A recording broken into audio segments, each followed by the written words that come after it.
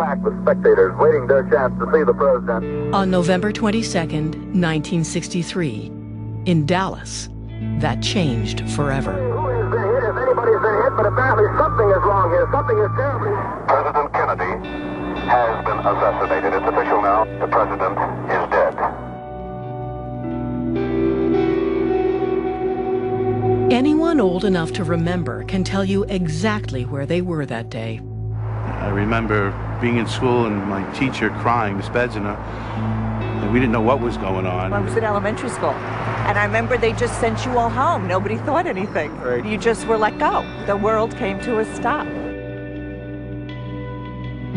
It's at moments like this that conspiracy theories are born. Shocking events experienced when we're young can become what's known as flashbulb memories. We know that flashbulb memories are formed and become particularly memorable in early adulthood, in that period from 18, 20 years of age up till about 35. So an event that goes on when you were that age will stay with you longer. There's a suggestion that individuals who had those flashbulb memories for these events at those ages, there are higher levels of belief in conspiracy theories about those events.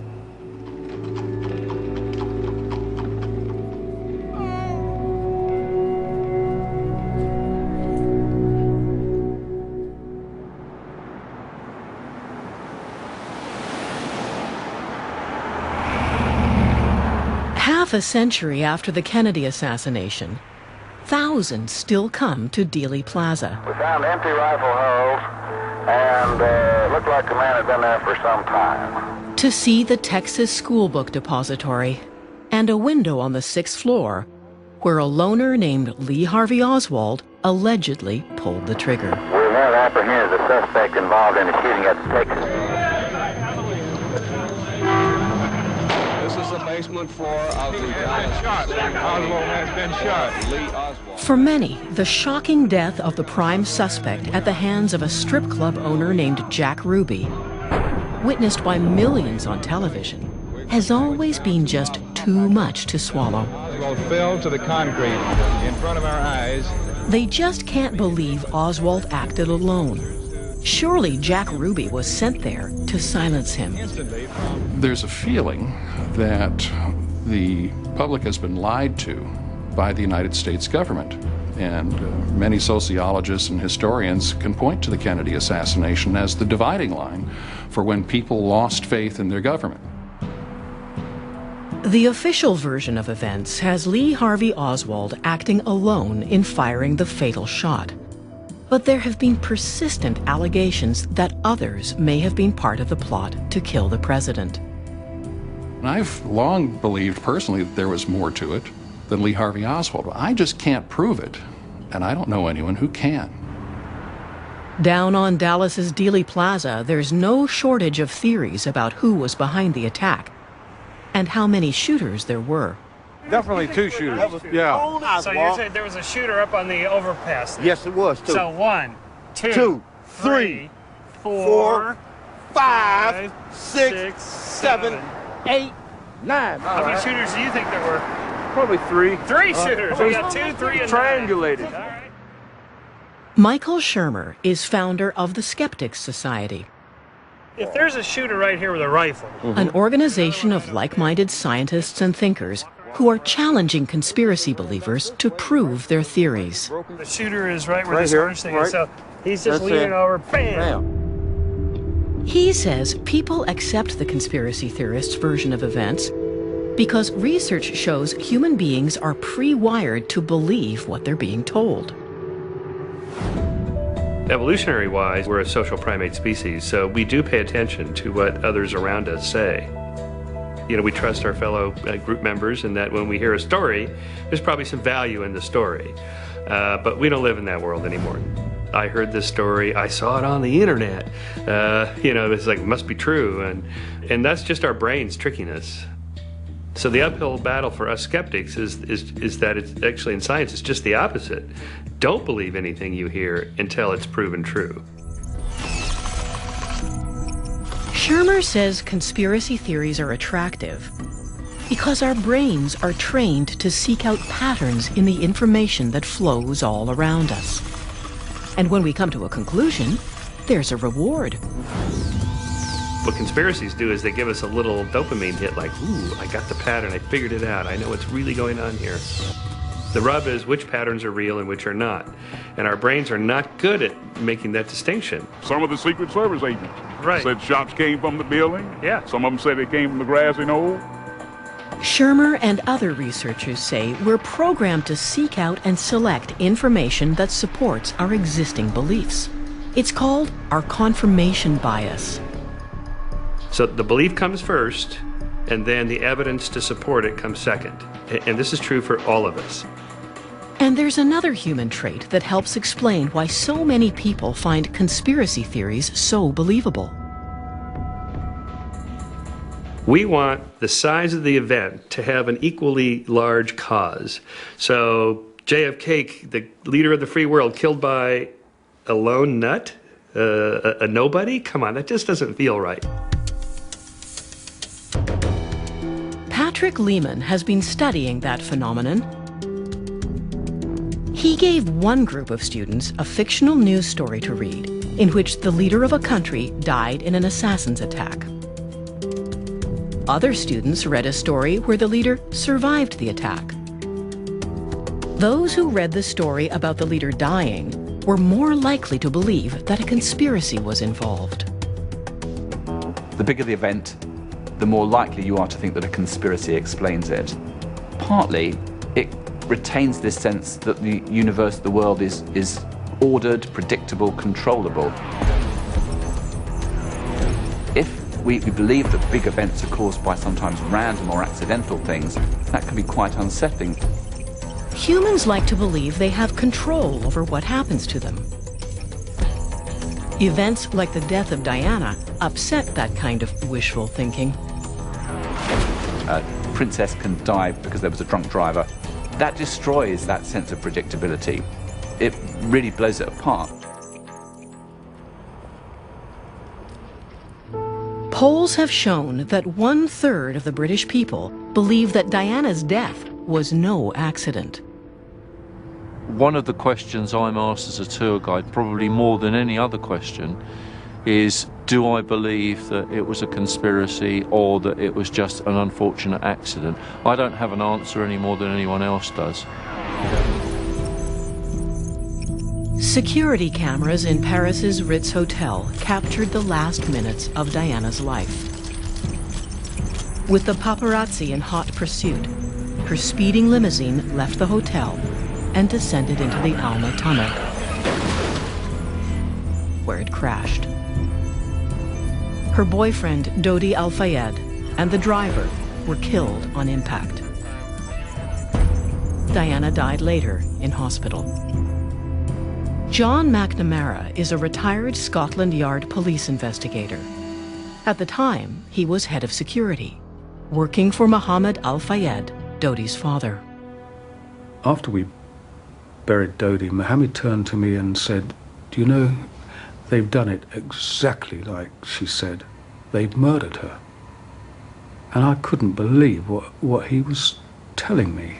Quite honestly, I still believe then this was a tragic road accident. Of course, later on, Mohammed enlarged on this, and he was telling the world of the conversation he'd had with Diana, where she told him that Prince Charles, her husband, planned to have her killed in a staged car accident. Those allegations rocked a grieving nation. Mohammed Al-Fayed, one of Britain's wealthiest men, saw conspiracy everywhere. I'm not talking to you because you're a bloody idiot, you're part of the establishment, and you're a journalist, you work for MI6, you idiot. He accused Britain's security service and the royal family of plotting Diana's death. Martin Gregory is a UK journalist who covered the story. The conspiracies really took off in February 1998, where Mohammed Al-Fayed went to the Daily Mirror and they ran a story saying, big black type, it was no accident. If it wasn't an accident, what was it? It was a conspiracy. And we went then on another 10 years of fantasy. Under pressure, the British government launched an inquiry, spending millions on an inquest that concluded that Diana was killed in a tragic accident and that Henri Paul, the driver, was drunk at the wheel. I think it was a good experience to go through and a necessary experience for the British people, for the people of the world really, to find out that no, she wasn't killed, no, she wasn't murdered. She died in an accident that could and should have been prevented. But a lot of people here, then and now, refuse to believe the inquest findings. Martin Gregory says, while Mohammed Al-Fayed's allegations of a conspiracy were being dismissed in court, the reaction to his testimony was quite different in the public gallery outside. The audience there, the public, were cheering every time. Camilla's a crocodile. Camilla, you know, the new wife of Prince Charles, and the public were really up for it. It was like a football match. It looks like what you believe has a lot to do with who you are and where you come from. I just don't trust the government because they're not helping my people. They're not helping. It's their own interest at the moment. Well, I think anything's possible. There's something suspicion about how it happened. Yeah. I think it was just a tragic accident. It just seems quite incredible. Nobody would do that. Researchers have found that those from ethnic minorities, those who feel disconnected from mainstream politics, and low-income earners are more likely to be conspiracy believers. And that's something that surprised us, really quite a striking relationship between the amount you earn and the likelihood that you're going to believe in these theories. When we think we found a secret pattern, you know, especially inside information that nobody else has, that empowers you. It's like, we're on to you guys. We know what's really going on here. You have nothing on me, buddy, because I know what's going on. And it makes you feel good. It lifts you up. How susceptible are you to conspiracy theories? Take this test and see. Decide whether you agree or disagree with the following statements. The government isn't very concerned about the needs of people like me. I have trouble doing what I want to do in the world today. We seem to live in a pretty irrational and disordered world. I don't trust that my closest friends will tell me the truth. If you strongly agreed with most of these, you're a potential conspiracy believer. Research is showing that people who don't trust others and those who conspire against friends and coworkers are more likely to be believers. But it's also true that limited exposure to conspiracy theories can make you a more skeptical person. What really surprised me is that while people do deny the effect that conspiracy theories have on their attitudes, they are nevertheless quite influenced by them. Karen Douglas's research shows that any exposure to those theories subtly changes their thinking. And often they have no idea that their beliefs may be changing. So they're unaware of the effect that conspiracy theories are having on their attitudes about specific world events. My daddy didn't lie. If he said it happened, it happened. A visit to Area 51. What could the government be hiding here?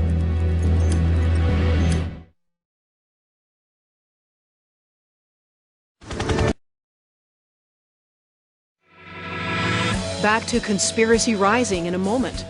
Would you believe that half of a slippery's symptoms? We've psychiatrized the entire population. Life is stressful. Should it never feel that way? The Age of Anxiety. Doc Zone. Next time. Now back to Conspiracy Rising.